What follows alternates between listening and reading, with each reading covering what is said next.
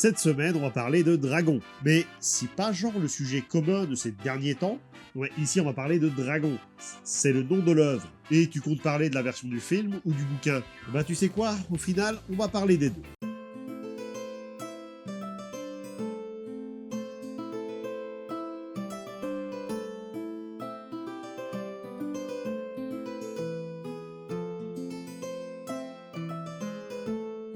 Notre histoire commence en 1965 avec le deuxième vicomte Blackham, Michael John Hare, qui est le fils du premier vicomte Blackham, John Hare. Oui, mais c'est pas ça qui va nous intéresser. Quand même un peu parce que ce père a un frère, Alan Hare. Ok, donc en 1965, le vicomte va épouser Marcia Perséphone Hare. Et si elle porte le même nom de famille, c'est parce que c'est sa cousine, la fille d'Alan. J'avais dit que c'était important. Et de cette union va naître 3 enfants. Le Benjamin, 3e vicomte, Caspar John Hare, la cadette, Émilie Fassini, illustratrice, et enfin l'aîné, et la personne qui nous intéresse réellement, Cressida Cowell. Durant son enfance, Cressida va être baladée entre deux lieux. D'un côté, Londres, où elle passe la majeure partie de l'année, et de l'autre, une île perdue aux côtés de l'Écosse. Une île tellement petite qu'elle s'appelle juste. Ah bon, il a pas de prénom. Et vous vous doutez qu'au début des années 70, les distractions, elles n'étaient pas monnaie courante. Il n'y avait pas de smartphone, il n'y avait pas d'internet, et il n'y avait même pas la télé. Enfin, la télé existait, mais il n'y avait pas d'électricité sur l'île. Il n'y avait même pas de route, en fait.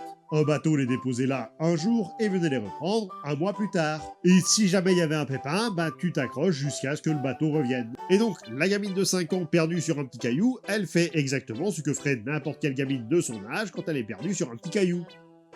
Elle s'emmerde. Alors elle va commencer à dessiner durant les 4 semaines par an où on la traîne sur cette île, développant ainsi son imagination. Cependant, tout va changer quand son père va s'offrir un bateau. Comme ça, ils pourront partir quand ils veulent. Non, parce qu'il y a un petit détail à prendre en compte. Son père, il sait pas piloter un bateau. Il faisait le fier, il aboyait ses ordres, mais concrètement, il savait pas ce qu'il faisait. Ce qui fait que Cressida se retrouvait dans une situation où elle semblait être la seule personne lucide de l'aventure.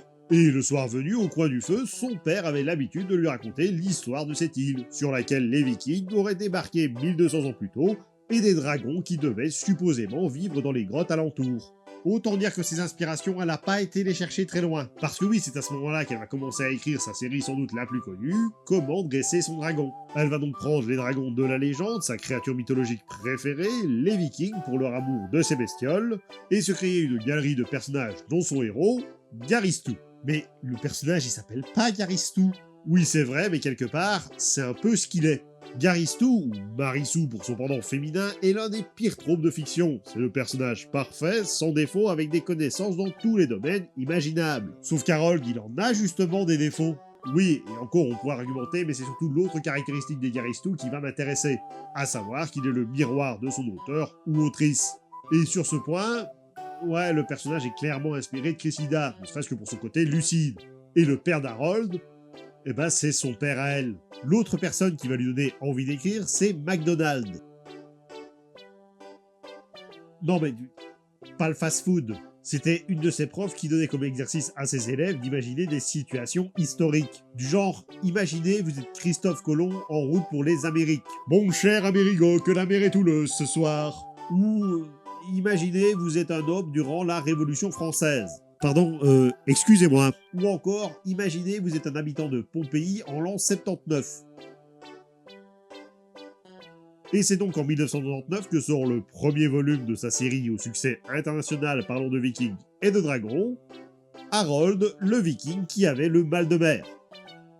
Avouez que vous vous attendiez pas à ce titre.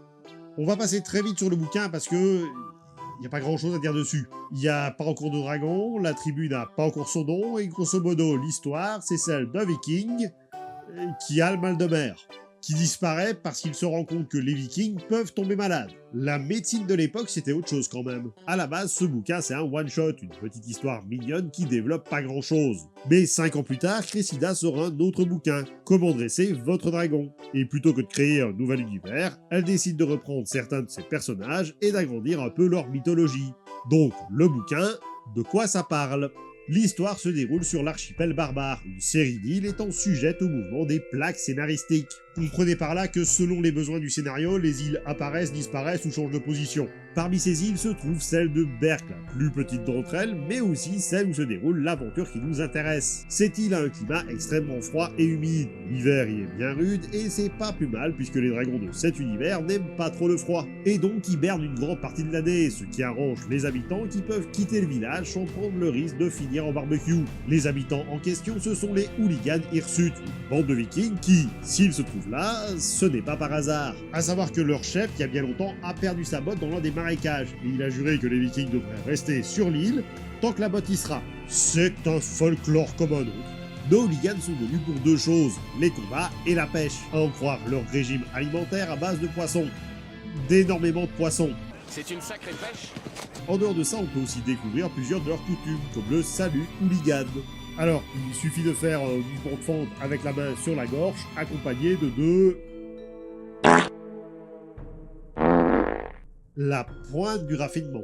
On a aussi leur hurrah de célébration. Plus simple, il suffit de dire 3 fois le nom de la personne à célébrer, suivi de 3 huc. Et enfin, il y a leur cri de guerre. Ok, alors là, il va falloir un peu de préparation pour être sûr d'avoir une bonne intonation. C'est un peu technique. Ya!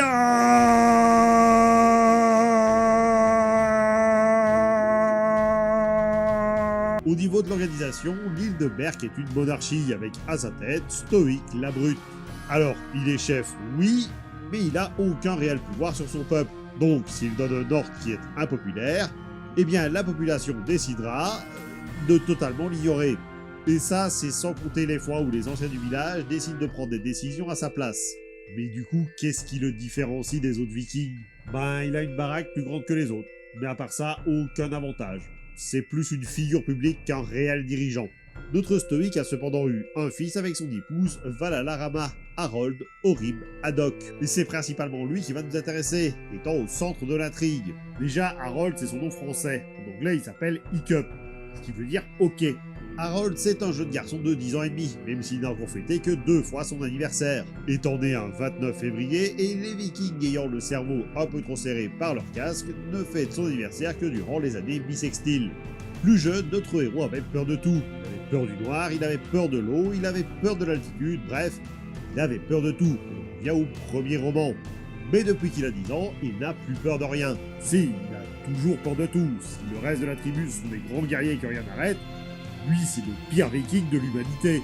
Oui, mais au moins il n'est pas seul. On va parler des autres enfants de son âge, en commençant par les meilleurs des meilleurs, puis en descendant dans les méandres de la nullité. La liste est aussi non exhaustive. En effet, il y en a plusieurs qui apparaissent au fil des romans, mais ici on va juste s'attarder sur les premiers, et qui ont une importance dans le récit. Dans un premier temps, nous avons Rustic le Morveux. Il est grand, il est fort, il est tatoué de partout, et il a un énorme tarin. J'y peux rien, c'est pas moi qui fais les descriptions. C'est aussi le cousin d'Harold, et c'est un peu le génie de la classe. Enfin, génie pour un viking, disons qu'il est bon dans toute épreuve physique, mais lui demandez pas de compter jusqu'à 10. Pour lui, il n'y a que la force qui compte, et ça tombe bien, c'est un peu sur ça que fonctionne la communauté viking du coin. À ses côtés, on trouve son bras droit, Allen le Fétide, qui est la montagne de muscles de la montagne de muscles. Si le premier est souvent comparé à un cochon, Allen c'est un gorille. Il est plus grand que son ami et même plus grand que son propre père. Par contre, si Rustic a quand même un peu de jugeote, pour ce qui est d'Allen, oui, là on peut dire qu'il est stupide. En fait, il se contente d'acquiescer tout ce que dit Rustic et de ricaner très fort quand il sent que c'est le moment de ricaner. À l'opposé, on y trouve Harold et son ami de toujours, Findus, qui est... Alors, Harold, c'est déjà une exception chez les Vikings, complètement hors norme. Mais quand on parle de Findus, on est face à un personnage myope, qui louche et qui est allergique aux lézards. Ce qui, dans un univers où l'animal de compagnie principal est un dragon, est assez handicapant, vous en conviendrez.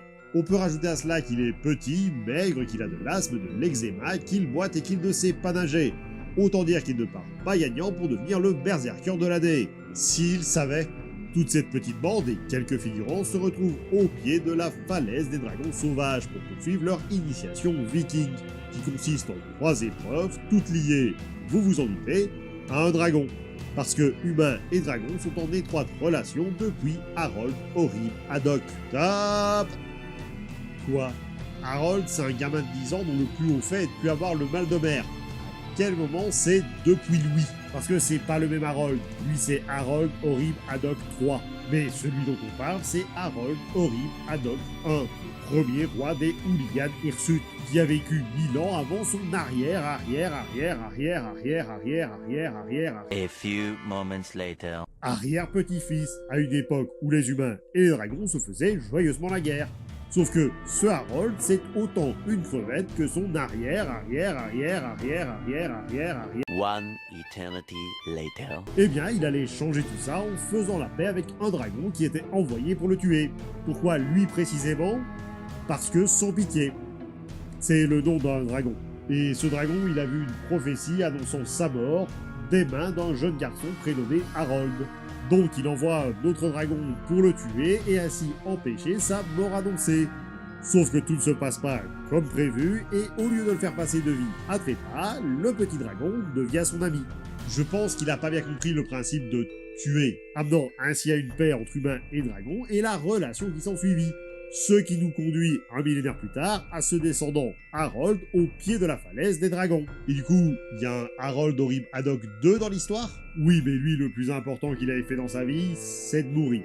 Donc, parenthèse fermée, la falaise des dragons est un lieu où, en été, nos reptiles volent entre les parois rocheuses, rendant la zone peu fréquentable pour les humains. Oui, parce que le concept de paix et de relation, c'est quand même que, si l'un a l'occasion, ils bouffent l'autre. Mais par contre, l'hiver, ils hibernent, car ce que déteste le plus un dragon, c'est le froid. On repart sur Peter et ses dragons, ou... Donc les falaises, elles sont désertes, mais les grottes, elles sont remplies de dragons, et surtout deux qui viennent tout juste d'éclore. La première épreuve est donc d'escalader la falaise, de rentrer dans une grotte et de piquer un des jeunes dragons. Oui, parce que le concept de paix et de relation, c'est quand même que, chaque année, l'autre pique les rejetons de l'un. Notre joyeuse troupe escalade la paroi, trouve la grotte et c'est parti pour la chasse aux œufs façon cloche de Pâques. Sauf qu'ici, les œufs peuvent vous cramer les fesses. Donc, premier conseil évident, on ne fait pas de bruit. Et le second conseil, on ne fait pas de bruit! Évidemment, la chose la plus importante ici, c'est de bien choisir son dragon, parce qu'il n'y en a pas qu'une sorte. Alors, on va pas tous les citer parce qu'encore une fois, une chier, mais à votre avis, lequel va choisir Harold? J'y ai longuement réfléchi et j'ai eu du mal à me décider, mais j'ai finalement choisi. Un cauchemar monstrueux? Le dragon ultime. Enfin, le dragon ultime du coin, parce que concrètement, il fait la taille d'un poney. Mais il est présenté comme étant le dragon le plus fort, le plus monstrueux, d'où son nom, et surtout le plus sournois. Autant dire que si l'occasion se présente, il dira ciao bonsoir à son maître. Oui, parce que le concept de paix et de relation, c'est quand même que, face à un danger, on abandonne son camarade. D'ailleurs, c'est ce qu'ils ont déjà fait en se rangeant du côté des humains lors de la guerre entre les deux espèces, trahissant ainsi leurs anciens camarades. Et ce choix, il n'est pas totalement incohérent, parce que d'après les coutumes, seul le chef ou ses descendants peut avoir un cauchemar monstrueux. Ou alors, ce sera un Gronk. Le Gronk, c'est un grand dragon. Il fait 2 mètres de haut et possède 2 rangées de dents pointues capables de vous arracher la tête à la moindre contrariété. Mais c'est pas là sa principale caractéristique, à savoir qu'il est extrêmement moche. Il a une tête, ça ressemble à rien. Notez qu'il peut aussi être polycéphale. Il peut avoir plusieurs têtes moches. Fort heureusement, ils sont beaucoup plus fidèles aux humains, donc peu de chances qu'ils vous laissent en plan, ou qu'il vous mange pendant votre sommeil. Est-ce qu'il va avoir un Furie nocturne? Alors, j'ai pas cette bête en magasin, je sais même pas d'où tu dire ce nom, mais va falloir en trouver un autre. Bah, le dragon classique brun alors. Le dragon classique brun, c'est tout l'inverse des deux autres. On a parlé du tigre du Magal et de l'hippopotame. Ici, on est plus au niveau du lapin. Et même pas du lapin adulte. C'est un dragon tellement inoffensif que les vikings l'utilisent comme animal de compagnie. À part ça, ben il est basique et brun. Donc, à votre avis, sur quel dragon son choix va se porter? Sur un classique brun. Et c'est pas tellement par choix, c'est surtout que c'est le seul qu'il a réussi à attraper. Mais c'est pas pour ça que ça va être son dragon final. Parce qu'heureusement, il y a Findus qui vient foutre le bordel en ayant une quinte de tout à proximité de ses lézards. Vous connaissez ce gag qui a été surutilisé où un personnage se retrouve au milieu d'un danger endormi, tente de ne pas faire de bruit, et finalement le danger se réveille. Et ben là, le danger, c'est des dragons. Donc tout le monde se taille en vitesse pendant que les flammes jaillissent par la moindre petite ouverture, et Findus n'ayant pas de dragon, et Harold étant quelqu'un de gentil, il lui donne le sien, parce que si on n'a pas de dragon à la fin de la première épreuve, on est banni de la tribu. Oui, mais s'il donne son dragon c'est lui qui va être banni. Non, parce que dans le tunnel, il avait senti la présence d'un autre dragon, donc il le chope au pif sur le retour sans même regarder le fruit de son rap. Alors, à votre avis, c'est quel dragon? Eh ben, c'est aucun de ces trois-là, parce qu'il y a une dernière espèce dont on n'a pas parlé. Le Furie Nocturne. Non mais arrête avec ça. On a dit le classique brun, c'est le dragon le plus basique qui soit. Eh bien, en dessous de ça, il y a le dragon des jardins, aussi appelé le dragon commun. C'est le dragon le plus basique qui soit. Pas super puissant, pas dangereux, il crache du feu, mais c'est tout. En plus, Harold, il a vraiment récupéré le plus petit dragon commun qui soit. Donc, après ces péripéties, de nouveaux duos sont composés. Rustique le Morveux a un cauchemar monstrueux, baptisé Crabe Dur. Aled, un groc nommé Cruellus. On sent que ce sont les gentils de l'histoire. Findus appelle le sien Cornebouc, un dragon qu'il suspecte d'être végétarien. Et enfin, Harold et son dragon de jardin, Croque-Mou, parce qu'il n'a même pas de dents. Et il est temps à présent de passer à la seconde épreuve, se faire obéir de son dragon. Alors on dit épreuve, mais en fait ce n'est pas vraiment une. En réalité, nos apprentis vikings vont devoir se faire obéir de leur dragon en vue de la troisième épreuve qui a lieu le jour de Thor. Mais vu que nos vikings sont ce qu'ils sont, ils ont appelé ça épreuve. Pour ce faire, ils pourront s'aider d'un manuel écrit par le professeur Yobish, ce qui facilitera vachement l'épreuve. Donc on est parti pour la lecture de cet ouvrage qui va nous apprendre comment dresser notre dragon. Faut crier dessus. Et c'est tout.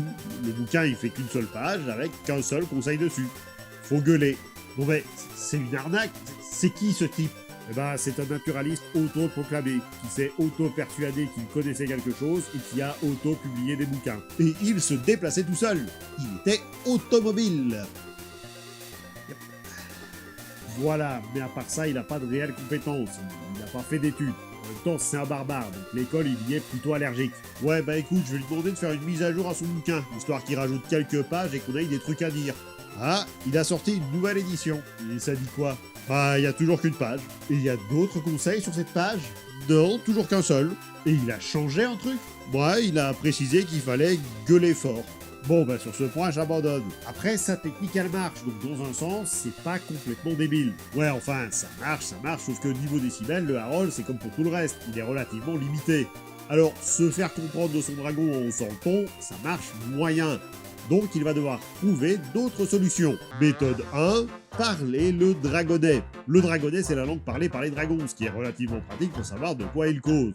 Bon, mon dragonais est un peu rouillé, donc excusez-moi de la prononciation, mais ça donne un truc du genre pas caca dans la maison, qui veut dire va faire tes besoins dehors. Et cette méthode ne va pas marcher. Méthode 2, être gentil avec le dragon. Et pour ce faire, il va lui offrir une piscine de boue. Échec sur toute la ligne. Méthode 3, la reconnaissance. Il s'en fout. Méthode 4, la peur. Ratage total. Et on va pas se mentir, vous pensiez réellement que Harold pouvait faire peur? Méthode 5, la gourmandise. Pot de balle. Méthode 6, la vanité. Pas une mauvaise méthode, mais en l'occurrence non. Méthode 7, la vengeance. Alors l'idée de se venger, oui, mais pas assez pour avoir l'envie de passer à l'action. Et méthode 8, les blagues et devinettes. Mais on est d'accord que là, il a juste plus d'idées. Et pourtant, c'est la méthode qui va marcher. Et paye ta devinette. Qu'est-ce qui est noir, blanc et rouge? Un pingouin avec un coup de soleil. Je suis pris d'une profonde lassitude. Donc, après cette seconde épreuve et quelques péripéties qui sont pas forcément importantes pour le récit, c'est l'heure de la troisième épreuve, qui a lieu le jeudi du jour de Thor.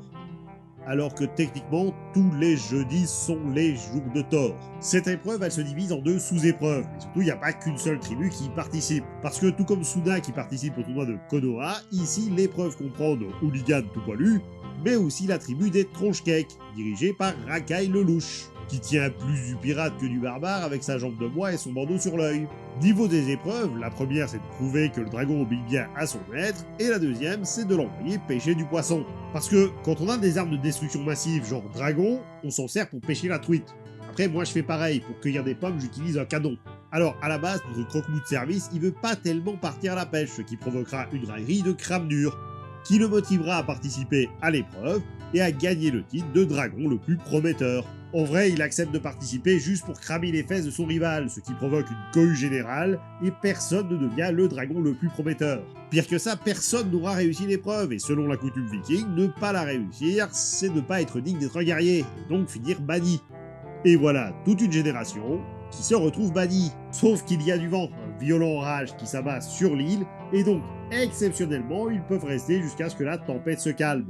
Mais une tempête, ça a aussi une tendance à remuer les fonds marins, où se trouvent certains dragons. Les dragons les plus grands que l'on connaisse, les Sidraconus, Giganticus, Maximus. Un dragon qui commence par être tout petit, minuscule et sans dents, mais qui termine par faire 20 fois la taille d'un T-Rex avec la rangée de dents acérées qui va avec. Et donc au petit matin, après que vents et marées se soient battus sur le rivage et alors que Craspec faisait son petit tour sur la plage, quelle ne fut pas sa surprise de tomber sur un spécimen du genre qui terminait sa meilleure sieste, apporté là par l'orage qui a fait rage. Il prend donc ses jambes à son cou pour rejoindre le village et constater au passage que les dragons ont tous mystérieusement disparu. Règle numéro 3 de la relation humain-dragon. Au moindre danger, on se taille. Les Vikings se rassemblent alors pour trouver un moyen de combattre le dragon. Et de leur réunion en ressort que la meilleure méthode, c'est encore celle de Yobish. Donc ils vont aller gueuler dessus. Et ça va pas marcher. Évidemment que ça va pas marcher. Donc c'est l'heure du plan B. Envoyer quelqu'un qui parle le dragonnet. À savoir Harold, avec la promesse que s'il réussit, lui et les autres ne seront plus bannis. Et ça va pas marcher. Ça va pas marcher, il va juste apprendre qu'il s'appelle la Mort Verte et qu'il veut pas tellement se battre contre les Vikings. Il veut simplement les bouffer. Bah, plan C, Harold va devoir trouver un moyen de se débarrasser de ce dragon. Ces dragons. Comment ça, ces dragons? Ben ouais, il y en a pas qu'un. En se rendant au sommet du pic Pabo, il se rend compte qu'à l'opposé de l'île, il y a la mort violette, je présume? C'est cool, ça va régler le problème, parce que ça va donner le plan C. Mais pour ça, ils vont avoir besoin de leur dragon, qui fort heureusement se planquait dans le buisson juste à côté. Donc, ils acceptent d'aider, sauf Croque-Mou qui trouve que le plan est, au mieux, suicidaire. Et au pire, suicidaire aussi, mais en pire. Le plan consiste à agacer les dragons des océans en faisant passer leurs cracheurs de feu pour des envoyés de l'autre abomination des mers, afin que les deux s'affrontent et se tuent mutuellement. Et ça va pas marcher. Ça va marcher. Pour la mort violette en tout cas. La mort verte, elle va survivre et elle va bouffer ce pauvre Harold. On va faire vite pour la fin. Harold survit dans la gorge du dragon grâce à une arme qui le retient. Croque-Mou décide que subitement, il aime bien son maître et va chatouiller les narines du dragon, ce qui provoque un éternuement, libérant le gamin. Le dragon veut cracher du feu, sauf qu'à la place, il grossit et explose. Fin. C'était peut-être un peu trop vite. Bon, s'il explose, c'est parce que le feu est produit par 2 trous dans le fond de sa gorge que Harold a bloqué dans son dernier acte d'héroïsme avec son casque. Donc quand le dragon a voulu cracher du feu, ça a eu le résultat mentionné, réalisant ainsi la prophétie. Parce que le vrai nom de la mort verte, c'est en réalité sans pitié. Le dragon qui devait mourir de la main d'un Harold. Sauf que dans cette aventure, on doit compter le décès d'un dragon. Ben oui, la mort verte, on vient de le dire. Même 2 avec la mort violette. Non mais eux, c'est des méchants, donc ils comptent pas. Ici, je veux parler de Croque-Mou, qui a reçu un mauvais coup de griffe et meurt de ses blessures, les Vikings lui offrant des funérailles dignes du héros qu'il était. Sauf qu'en fait, il était pas mort et il se reposait juste. Donc au final, c'est eux qui le tuent. Bon, en vrai, il se réveille et il s'en sort sans une égratignure. Et là, c'est la fin. Alors, d'accord, mais il reste une question. Quid des furies nocturnes? Eh ben ça, ce sera pour la prochaine fois. Je vous remercie d'avoir regardé cette vidéo et j'espère qu'elle vous a plu. N'hésitez pas à commenter, liker, partager, à vous abonner pour ne manquer aucune des prochaines vidéos. Vous pouvez également me suivre sur les réseaux sociaux. Moi, je vous dis à très vite. C'était le Grim Squeaker pour vous servir.